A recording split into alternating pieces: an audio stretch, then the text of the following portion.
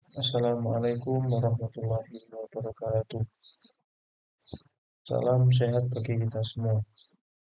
Yang terhormat Bapak Imran Rosidi selaku dosen pengampu mata kuliah bimbingan konseling dan teman-teman kami yang kami banggakan dan kami cintai.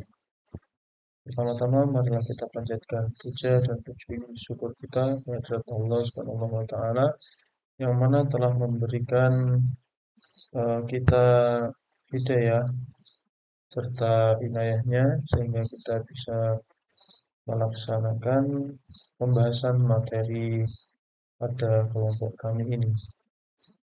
Tak lupa salawat serta salam kita aturkan pada Nabi Muhammad SAW yang telah membimbing kita dari zaman jahiliyah menuju zaman yang cemerlang ini. Perkenalkan, saya Farhana bin Sajida selaku anggota dari kelompok 3 mata kuliah bimbingan konseling kelas PAIE. Saya akan memulai daripada pembahasan materi yang telah kami rancang sebaik mungkin. Saya akan memperkenalkan kelompok saya yang terdiri dari 2 anggota, yaitu yang pertama saya sendiri, Farhana bin Sajida dari dengan NIM 210101110082 dan rekan saya Anindya Maila dengan NIM 210111110122. Baik, kami mengambil materi ini dari beberapa referensi, yaitu diantaranya referensi buku biru yang telah kita dapatkan, yaitu Guidance and Counseling Dr. Kulwinder Pal. Yang kedua, Theory and Practice of Counseling and Psychotherapy Gregory. Dan yang ketiga, Bimbingan Konseling, Konsep Teori dan Aplikasinya. Dari materi kali ini, kelompok kami membagi menjadi 4 poin, yaitu yang pertama individual counseling, yang terdiri dari definition, principle and goals, the goals, process, function, technique use. Dan poin yang kedua yaitu group counseling, terdiri dari definition, basic implementation, group setting, the state of the group, and fatigues and limitation. Poin yang ketiga yaitu counseling ethic, yang terdiri dari definition, ethic as a counselor, dan yang terakhir poin yang keempat yaitu characteristic of counseling, yang terdiri dari karakteristik and qualification. Pertama-tama saya akan membahas tentang counseling individu. The meaning of individual counseling. Individual counseling is a guidance and counseling service that involves the counselee and the counselor, where the counselee will receive face-to-face service directly with the counselor to discuss solving the problems experienced by the counselee. Pengertian pada kali ini, konseling individu adalah layanan bimbingan dan konseling yang melibatkan daripada konseli dan konselor, di mana konseli akan mendapatkan layanan tatap muka secara langsung dengan konselor, di mana di antara konseli dan konselor ini akan membahas tentang penyelesaian masalah yang dialami oleh konseli. Adapun pengertian lain daripada konseling individu yaitu hubungan timbal balik antara dua orang, yaitu konseli dan konselor, di mana salah satu orang yaitu konselor berusaha untuk membantu orang yang lain, yaitu konseli, untuk memahami dirinya sendiri tentang masalah yang akan mereka hadapi di masa depan. Selanjutnya, prinsip daripada bimbingan konseling, principle and goals of implementing individual counseling guidance.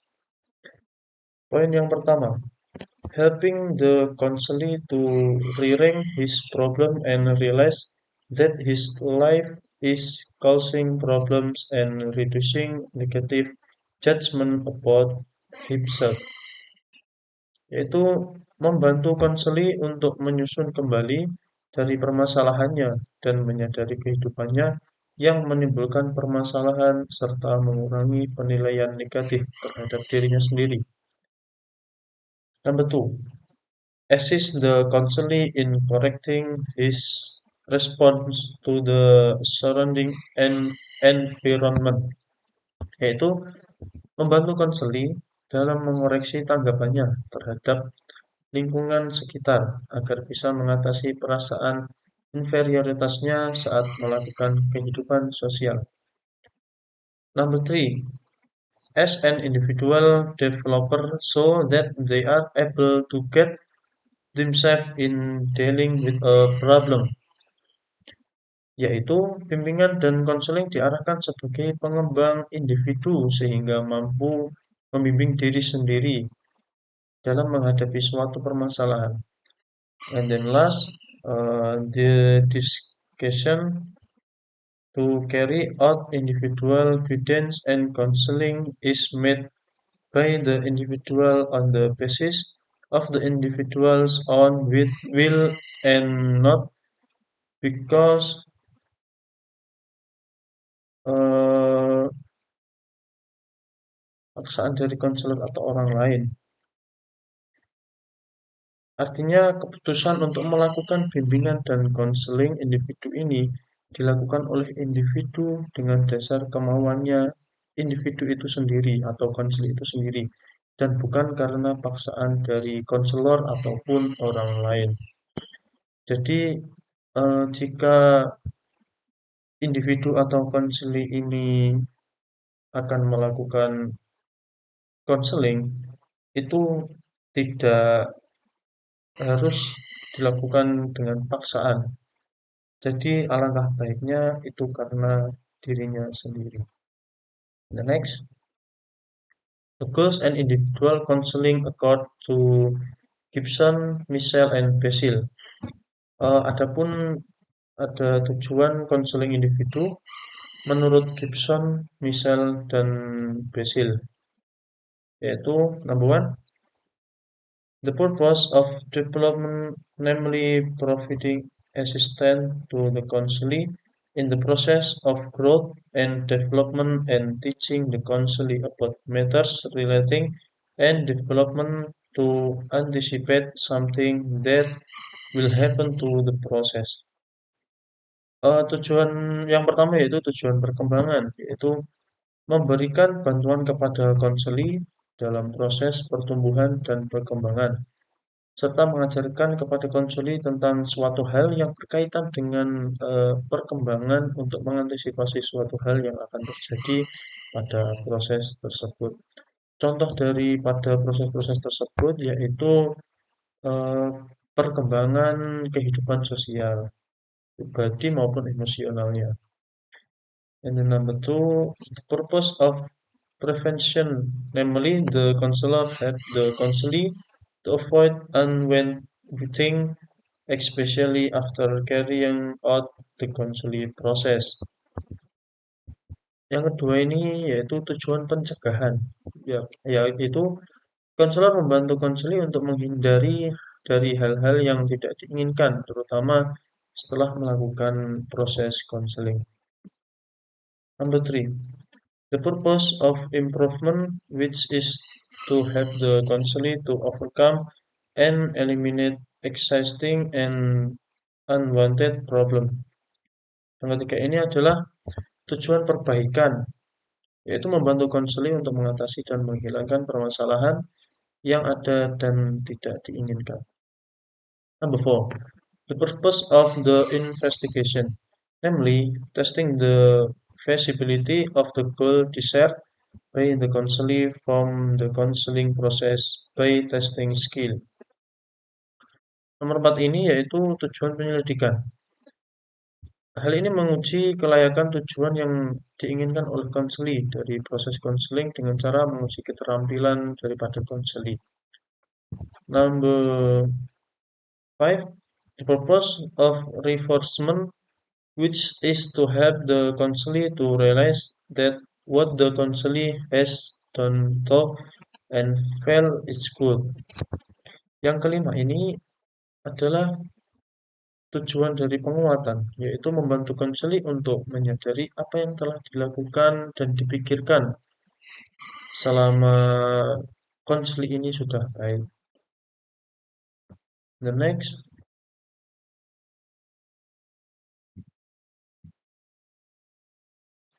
number 6, cognitive objective, namely conducting basic learning about cognitive skill.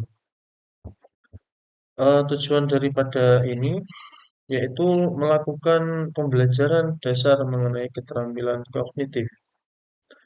The next, psychological goals, namely to provide basic understanding to counselee and provide education to maintain health and start a healthy life. Tujuan daripada fisiologi ini yaitu memberikan pemahaman dasar kepada konseli dan memberikan edukasi untuk menjaga daripada kesehatannya ataupun menjaga kesehatan mental daripada konseli itu sehingga dia bisa memulai hidup sehat. And then finally yang terakhir daripada tujuan itu yaitu tujuan dari psikologis yaitu membantu konseli, namely helping counselors to develop a goal social life and learn to cope and control emotion. Yaitu untuk membantu konseli mengembangkan kehidupan sosial yang baik dan belajar mengatasi serta mengontrol emosi daripada konseli. Selanjutnya, individual counseling process is divided into 3 stages, yaitu proses konseling individu yang dibagi menjadi 3 tahapan. The first, early stage, with a counseling relationship involving the counselor. This openness is determined by the counselor's skill in building the counselor's trust in him. The counselor must also be honest and not pretend, and be able to understand what the counselee is complaining about in counseling. Yang pertama ini yaitu tahapan awal, bertujuan untuk membangun hubungan konseling yang melibatkan konseli dengan hubungan yang berfungsi dan bermakna. Proses konseling individu ini akan berhasil jika ada keterbukaan atau pengungkapan isi hati secara jujur daripada konseli dan konselor. Keterbukaan ini ditentukan oleh kemahiran daripada konselor dalam membangun kepercayaan konseli terhadap dirinya.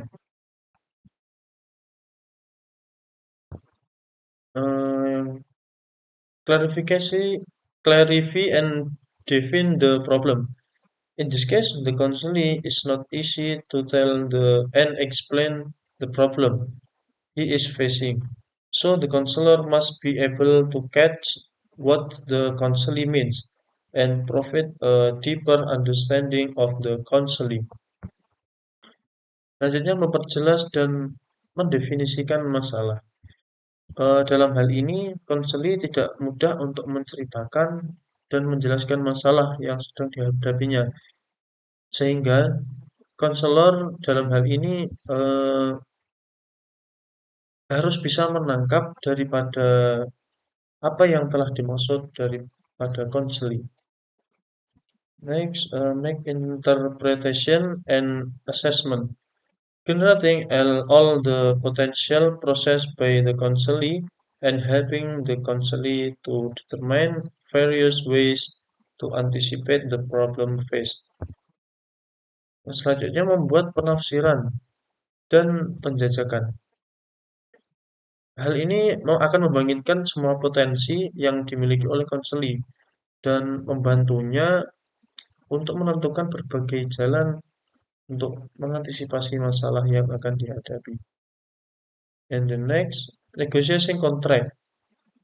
The contract is question includes time, assessment, and cooperation in this counseling process. Yang terakhir yaitu mengasosialisasikan kontrak. Kontrak yang dimaksud itu meliputi waktu, tugas daripada konselor, dan kerjasama dalam proses konseling. Adapun tahapan yang kedua,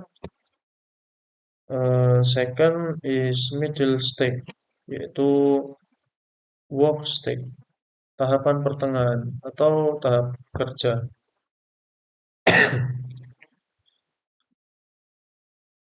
Point A, explore and examine the counselee's problem, issues, and concern. Tahap yang pertama yaitu menjelajahi dan meneliti permasalahan, isu, dan kepedulian daripada konseli. B. Maintain that the counseling relationship is always maintained, yaitu menjaga agar hubungan konseling itu selalu terjaga atau selalu terpelihara di antara konseli dan konselor. And then the last, C point, the counseling process goes according to the contract. Yang terakhir ini yaitu proses counseling agar bisa berjalan sesuai dengan kontrak. Jadi selama counseling ini seharusnya ada perjanjian terlebih dahulu agar bisa dijalankan dengan sebaik mungkin. The next, the third, final stage or action stage. Yang ketiga ini yaitu tahap akhir atau tahap tindakan. Point A, decide on change in the counselee's behavior and attitude. Yang pertama ini bertujuan untuk memutuskan perubahan perilaku dan sikap konseli. Point B, the transfer of learning occurs, yaitu terjadinya pemindahan pembelajaran. And then point C, the process of changing behavior and ending the counseling relationship, yaitu proses perubahan perilaku dan mengakhiri hubungan konseling. Tanda keberhasilan daripada tahap akhir ini yaitu dengan menurunnya kecemasan daripada konseli, adanya perubahan perilaku konseli ke arah positif, dan adanya rencana masa ke depannya daripada konseli ini yang sudah teratur. Jadi yang sebelumnya itu pemikiran dari konseli ini sangatlah runcang, dan setelah melaksanakan beberapa tahap sehingga melewati tahap awal, pertengahan, dan akhir, setelah itu si konseli ini akan mengalami uh, rencana masa depan yang akan dihadapinya. And the next, individual counseling function according to Hartono and Sudarmaji. Itu fungsi konseling individu menurut Hartono dan Sudarmaji. Number one, the function of understanding, yaitu fungsi pemahaman. Fungsi pemahaman ini mengarahkan kepada pemahaman mengenai diri individu atau diri konseli maupun lingkungannya. Pemahaman ini meliputi tentang kepribadian, bakat, dan minat daripada konseli. Number two, the function of prevention, yaitu fungsi pencegahan. Fungsi pencegahan ini membantu konseli agar terhindar dari berbagai permasalahan yang akan timbul dan mengganggu, serta menghambat dan memberikan kesulitan bagi konseli. Number three, alleviation function, yaitu fungsi pengentasan. Fungsi pengentasan ini bertujuan untuk memecahkan permasalahan yang telah dialami oleh konseli. Number four, the function of maintenance. Eh, yang nomor 4 ini yaitu fungsi pemeliharaan. Fungsi pemeliharaan ini membantu konseli agar mampu memelihara dirinya dan mengembangkan potensi yang dimilikinya. And then number 5, the advocacy function, yaitu fungsi advokasi. Ini bertujuan untuk membela kepada konseli yang mengalami pengingkaran atas hak-haknya. And the next, individual counseling technique according to Willis. Itu teknik-teknik konseling individu menurut Willis. Ada kurang lebih 22 teknik yang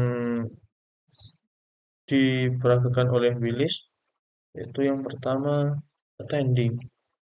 Attending ini merupakan teknik yang dilakukan konselor untuk membangun kenyamanan dalam diri konseli, sehingga memudahkan konseli untuk berekspresi dan konseli ini merasa nyaman dengan teknik ini yang dilakukan oleh konselor. Ini number two, empati. Empati ini adalah kemampuan konselor untuk merasakan apa yang dirasakan klien. Jadi adanya teknik empati ini berhubungan dengan adanya teknik attending, yaitu kita harus bisa merasakan ekspresi yang telah dialami daripada konseli. And then next, reflection atau refleksi, di mana refleksi ini adalah kemampuan konselor untuk memantulkan kembali perasaan atau pikiran daripada konseli. Selanjutnya, paraphrasing. Paraphrasing ini adalah kemampuan konselor untuk merangkum inti pembicaraan yang telah diungkapkan oleh konseli. Next, open question. Open question ini adalah bentuk pertanyaan terhadap konseli yang tertutup akan dirinya. Jadi seumpama konseli ini merasa bimbang, maka kita harus menanyakan agar konseli ini lebih bisa menjawab. And the next, close question. Close question ini atau pertanyaan tertutup ini bertujuan untuk mempermudah konseli dalam menjawab, karena pertanyaan tertutup ini itu bersifat dengan jawaban ya dan tidak. Selanjutnya, minimal pass. Minimal pass adalah dorongan minimal. Teknik ini adalah sebuah upaya yang dilakukan konselor agar konseli ini terlibat dalam percakapan. Dan teknik ini bertujuan agar konseli terus berbicara dan konselor mengarahkan konseli agar pembicaraannya mencapai tujuan. Selanjutnya, interpretation atau interpretasi. Interpretasi ini adalah upaya dari konselor untuk mengulas pemikiran, pengalaman daripada perilaku dari konseli. Selanjutnya, direction. Direction ini adalah bertujuan untuk mengarahkan konseli sehingga dapat berpartisipasi dalam proses konseling. The next, summarizing. Summarizing ini adalah teknik menyimpulkan pembicaraan sementara dalam waktu yang tertentu. Jadi, konselor harus menyimpulkan pembicaraan, akan tetapi dalam waktu singkat, sehingga tidak terlalu sulit untuk menyimpulkan dalam waktu yang panjang. The next is leading. Leading ini teknik untuk menyimpulkan pembicaraan sementara dalam waktu leading ini yaitu merupakan teknik yang dilakukan konselor untuk memimpin jalannya pembicaraan apabila topik dari konseling ini menyimpang atau tidak teratur, sehingga pembicaraan ini akan mencapai tujuan. Selanjutnya fokus. Eh, Teknik fokus ini dialami konselor agar konselor ini bisa fokus pada konseling yang telah bercerita atau sedang mengutarakan keluhannya, sehingga fokus ini dilakukan konselor agar orang yang dibahas dari konseli ini bisa lebih jelas. Selanjutnya confrontation atau konfrontasi. Teknik konfrontasi ini dilakukan apabila konselor meliputi bahasa tubuh yang tidak sesuai atau tidak konsisten. Contohnya, jika konseli ini menceritakan peristiwa yang sedih, akan tetapi sifat konseli bercerita itu dia dengan perasaan yang gembira atau bahasa tubuhnya itu menandakan gembira.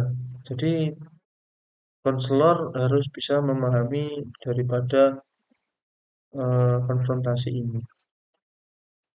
Selanjutnya clarifying. Clarifying bertujuan menjelaskan dan atau mengklarifikasi ucapan konseli yang kurang terdengar. Jika konseli ini bercerita dengan nada yang rendah, kita harus mengklarifikasinya agar bisa lebih jelas lagi. Selanjutnya, facilitating. Facilitating adalah teknik untuk membuka komunikasi konselor dengan konseli. Bertujuan untuk membuka pembicaraan konseli sehingga konseli ini bisa menyatakan perasaannya. Selanjutnya, silent atau teknik diam. Teknik ini sangatlah diperlukan dalam artian konselor ini menyimak dan mendengarkan pembicaraan daripada konseling. Next, take the initiative, yaitu mengambil inisiatif. Apabila mendapati konseling yang kurang bersemangat, maka konselorlah yang harus berinisiatif untuk mengembalikan mood daripada konseling. The next, giving advice, yaitu memberi nasihat. Pada saat konselor ini meminta nasihat, maka konselor harus memberikan sebuah nasihat yang baik tentunya. The next, provision of information, yaitu pemberian informasi. Pemberian informasi ini adalah teknik yang tidak jauh berbeda dari memberi nasihat. Jadi umpama konselor ini meminta nasihat, maka konselor harus memberikan nasihat secara baik.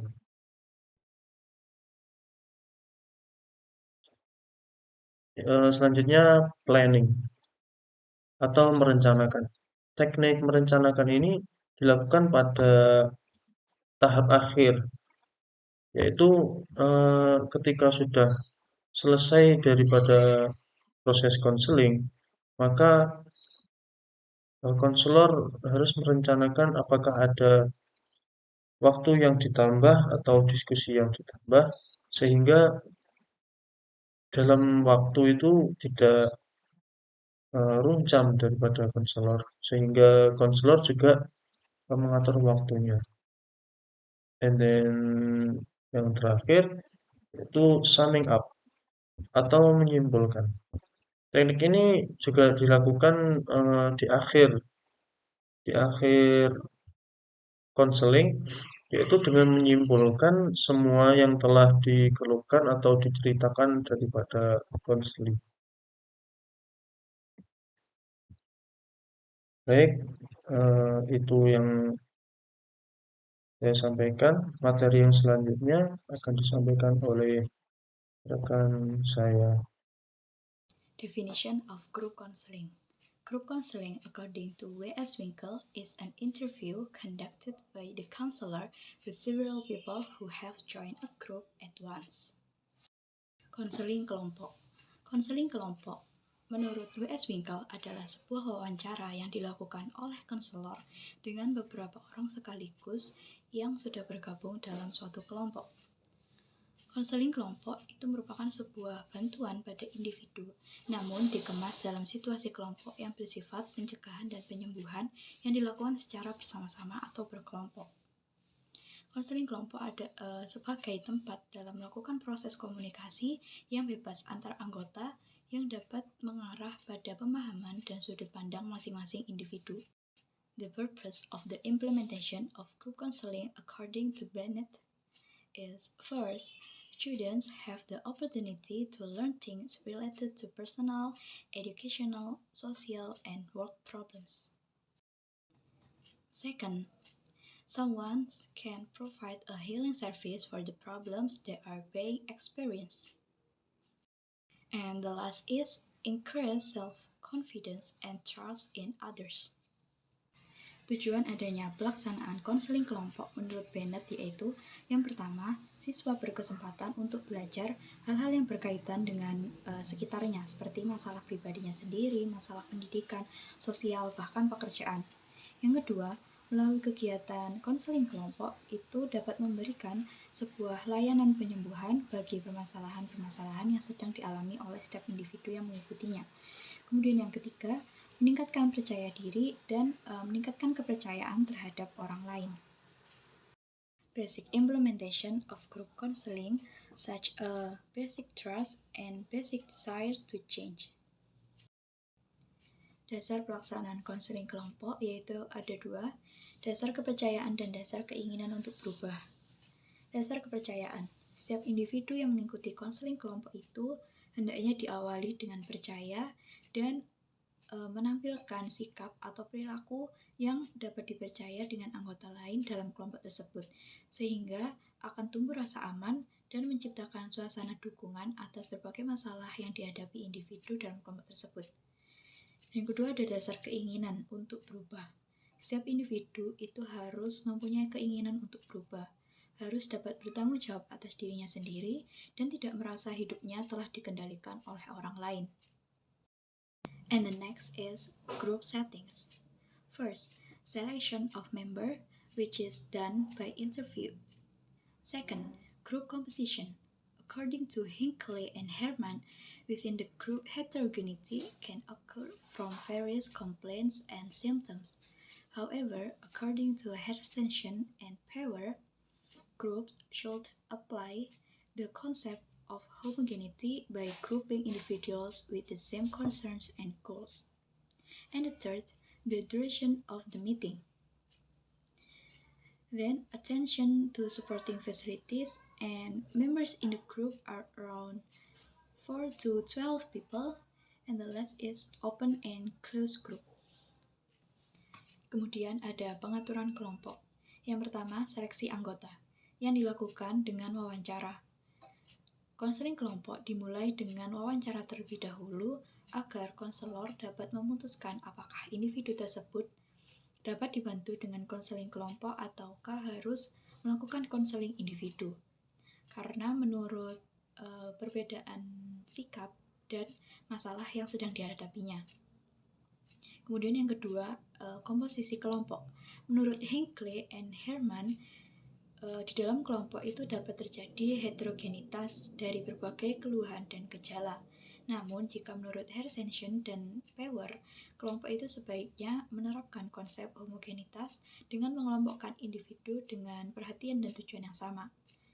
Nah, bagaimanapun bentuk kelompok yang akan diterapkan oleh konselor itu tentu harus menjadi kelompok yang nyaman dan tidak memasukkan individu yang agresif, sehingga merusak suasana konseling kelompok nantinya. Kemudian yang ketiga ada durasi pertemuan. Yang dianjurkan oleh para ahli itu adalah pertemuan mingguan maupun 2 kali dalam seminggu. Dalam satu sesi pertemuan konseling kelompok itu biasanya terapi dilakukan selama kurang lebih 45-50 menit. Hal itu tergantung pada kebijakan masing-masing tempat konseling. Dilakukannya konseling itu tidak terlalu lama maupun tidak terlalu cepat agar jika terlalu cepat itu konselingnya akan berjalan tidak efektif, tidak maksimal. Nah, tapi kalau terlalu lama, konselingnya itu juga akan menjadi sebuah kebosanan gitu. Kemudian, memperhatikan fasilitas pendukung, seperti ruangan yang digunakan itu lebih baik berukuran kecil, karena dengan begitu setiap individu dalam kelompok tersebut merasa privasinya terjaga dengan baik. Kemudian tempat duduk yang fleksibel dengan bervariasi sesuai kenyamanan kelompok, seperti dengan duduk melingkar. Kemudian anggota dalam kelompok relatif sedikit, sekitar 4-12 orang.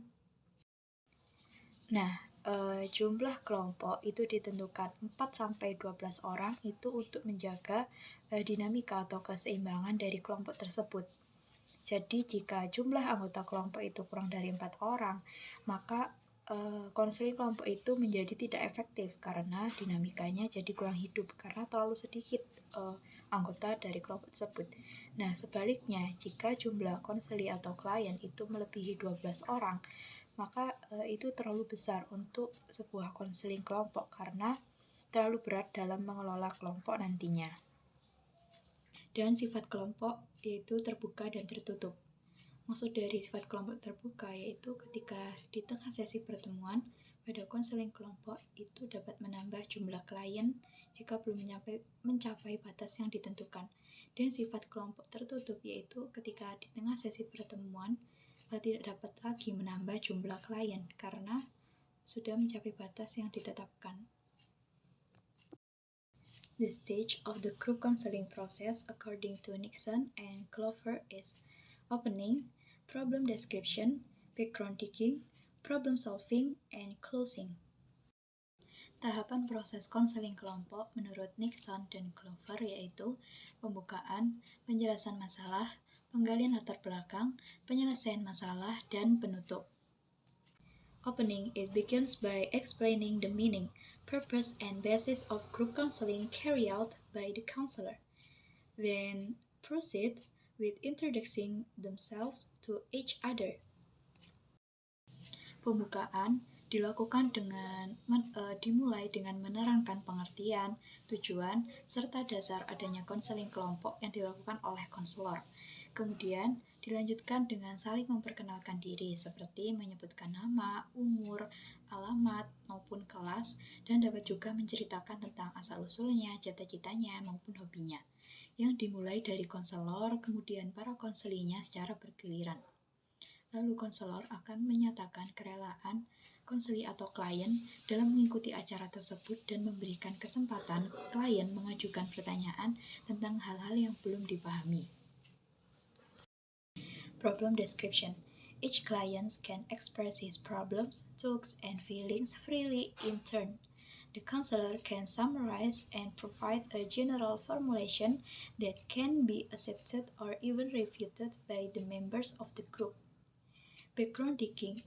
In this phase of the counselor instructs the clients to tell in more detail about the problems being faced and the others listen and be able to provide suggestions and comments to find a joint solution to the problems being faced. Then the clients can determine the ideal state of the self after solving the problem. Problem solving. The counselor again discusses how to solve the problem that has been formulated with steps to achieve it. Penjelasan masalah. Masing-masing konseli atau klien itu dapat mengungkapkan permasalahan, pikiran maupun perasaannya secara bebas, secara bergantian. Klien lainnya mendengarkan dengan sungguh-sungguh dan berusaha menghayati pikiran dan perasaan temannya yang sedang mengutarakan permasalahannya. Kemudian dapat menanggapi dengan memberikan saran maupun komentar singkat. Konselor tentu juga harus mendengarkan dengan seksama. Setelah pengungkapan permasalahan, perasaan maupun pikiran para klien, konselor itu dapat sedikit meringkas dan memberikan perumusan umum yang dapat diterima atau bahkan disanggah oleh anggota kelompok tersebut. Kemudian ada penggalian latar belakang. Nah, pada fase ini, konselor memerintahkan klien atau konseli untuk menceritakan lebih detail tentang permasalahan yang dihadapinya dan tetap yang lainnya itu menyimak serta dapat memberikan saran maupun komentarnya untuk mencari penyelesaian bersama atas masalah-masalah yang dihadapi. Kemudian para klien atau konseli itu dapat menentukan keadaan diri yang ideal setelah penyelesaian masalah tersebut. Kemudian ada penyelesaian masalah. Konselor kembali membahas tentang cara penyelesaian masalah yang telah dirumuskan atau telah diberikan oleh konseli-konseli lainnya dengan langkah-langkah dalam mencapainya. And the last is closing. The counselor summarizes the course of the counseling process. Dan yang terakhir ada penutup. Saat penutup, konselor meringkas tentang jalannya proses konseling yang sudah dilakukan pada hari itu. Kemudian dapat diakhiri serta melakukan perjanjian untuk pertemuan selanjutnya dan kelompok dapat dibubarkan. Group counseling advantage. First, more economical. Second, can help individuals to be able to socialize attitudes, habits, and judgment of others. And the third is stimulating each individual to understand the surrounding environment around and be able to relate well with those around him. Keuntungan konseling kelompok yaitu yang pertama lebih ekonomis karena menghemat waktu dan uang. Jika dibanding dengan konseling individu, konseling kelompok itu lebih menghemat waktu dan uang. Kemudian dapat membantu individu untuk dapat mensosialisasikan sikap, kebiasaan, dan penilaian terhadap orang lain. Dan yang ketiga, merangsang setiap individu untuk memahami keadaan sekitar dan dapat berhubungan baik dengan orang di sekitarnya. Limitation of group counseling. Group counseling cannot be attended by individuals who have a low tolerance level and are unable to adjust to the demands of the group, and someone with very personal problems. Keterbatasan konseling kelompok yaitu konseling kelompok tidak dapat diikuti oleh individu yang memiliki tingkat toleransi rendah dan tidak mampu menyesuaikan diri dengan tuntutan kelompok karena dia akan merasa terancam berada pada kelompok tersebut. Dan seseorang dengan masalah yang sangat pribadi juga tidak disarankan untuk mengikuti konseling kelompok. Counseling ethics. Ethics is a good way of doing things, in this case in the practice of conducting counseling. Etika bimbingan konseling. Etika adalah sebuah cara yang baik dalam melakukan sesuatu. Dalam hal ini, dalam praktek melakukan bimbingan konseling. Ethics as a counselor. First, putting clients' needs above personal needs. And second, the existence of the right to informed consent is an ethical and legal requirement as the basis for creating a working and collaborative alliance between counselor and client. And the third is maintaining the dimension of secrecy. Nah, dalam bimbingan konseling, konselor tentu memiliki beberapa etika seperti menempatkan kebutuhan klien di atas kebutuhan pribadi. Sebagai seorang profesional, tugas seorang konselor adalah membantu klien secara aktif dengan memperluas kesadaran diri sendiri untuk belajar mengenali dan memahami suasana klien. Jadi, ketika konselor bertemu dengan klien, maka masalah pribadi yang dihadapinya itu diabaikan terlebih dahulu untuk dapat mengatasi masalah klien. Karena dengan begitu konselor itu menjadi lebih profesional. Kemudian yang kedua, adanya hak informed consent merupakan sebuah persyaratan etis dan hukum sebagai landasan dasar menciptakan aliansi kerja dan kolaboratif antara konselor dengan klien. Konselor harus memenuhi hak-hak klien untuk mengetahui tentang terapi yang akan dilakukannya dan membuat keputusan terkait hal tersebut. Memberikan klien semua informasi yang dibutuhkan dalam rencana konseling yang akan dilakukan. Kemudian juga membangun hubungan saling percaya. Jadi dalam hal ini konselor tidak bisa memutuskan sesuatu itu hanya dari satu pihak saja, namun dengan persetujuan klien. Kemudian menjaga dimensi kerahasiaan. Sudah menjadi kewajiban konselor untuk selalu menjaga rahasia setiap kliennya. Baik, selanjutnya effective counselor have 7 karakteristik. Yaitu konselor yang efektif ini memiliki 7 karakteristik, including number 1, have self-awareness and value, yaitu memiliki kesadaran diri dan nilai-nilai. And then number 2, have cultural awareness, yaitu memiliki kesadaran dan budaya. Daripada kesadaran budaya ini akan mempelajari karakteristik budaya konseli mereka agar konselor ini tidak melakukan perilaku yang bertentangan dengan prinsip budaya konseli.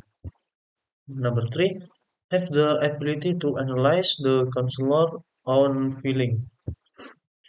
Itu memiliki kemampuan menganalisis perasaan konselor sendiri. And number 4, can serve as a model and influencer. Yang keempat ini yaitu dapat berfungsi sebagai model dan pemberi pengaruh. And then number 5, has an altruistic nature, yaitu memiliki sifat altruistik.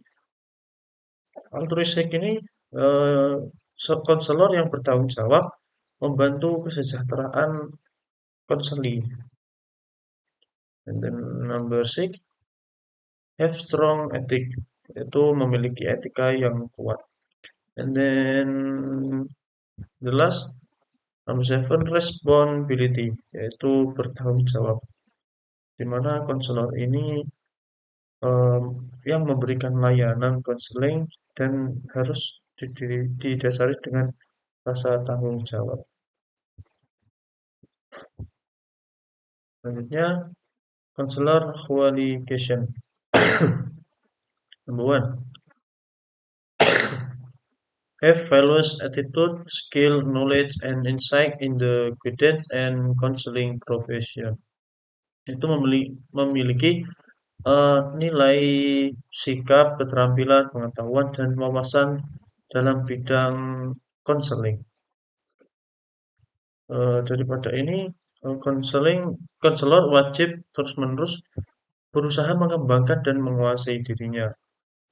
Dan konselor wajib memperlihatkan sifat-sifat sederhananya, rendah hati, dan sabar. Selanjutnya, konselor wajib memiliki rasa tanggung jawab terhadap saran ataupun peringatan yang diberikan kepada konseli. Dan selanjutnya, konselor wajib mengusahakan mutu kerja yang tinggi dan tidak mengutamakan kepentingan pribadinya, termasuk material, finansial, dan popularitasnya. Dan selanjutnya, konselor ini wajib terampil dalam menggunakan teknik atau prosedur dalam bimbingan konseling. And then number 2, obtain recognition of the ability and authority as a counselor, yaitu memperoleh pengakuan atas kemampuan dan kewenangan sebagai konselor. Adapun pengakuan atas kemampuan dan kewenangan yaitu pengakuan keahlian dan kewenangan oleh organisasi profesi atas dasar wewenang yang diberikan kepadanya. Baik, itu yang bisa kami sampaikan daripada hasil dari kelompok 3. Apabila ada salah kata dari kami, mohon maaf sebesar-besarnya. Ya taufiq wal hidayah wa ridwannya ya. Wassalamualaikum warahmatullahi wabarakatuh.